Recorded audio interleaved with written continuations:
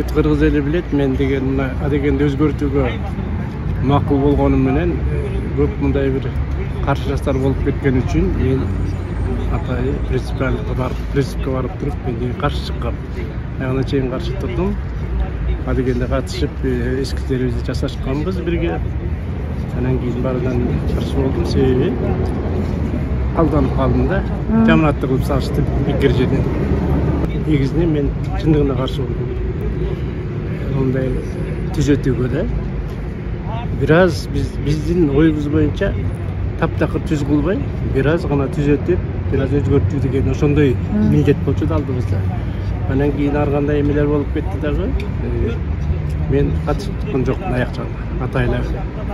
А бирок бул жолу жаңы жылдан кийин чыкпады тиги жаңы эмелердин баары чыга баштады, 39 болуп калды. Мен ошол салыштырып карап келип чындыгында жаман жаным кейди. Эмне үчүн бул деген оюнчук ары бери болгон. Өзгөрөбү, өзгөрбөйбү анда мезгил көрсөтөт. А бирок эски той менин жүрөгүмдө тереңинде калып калат.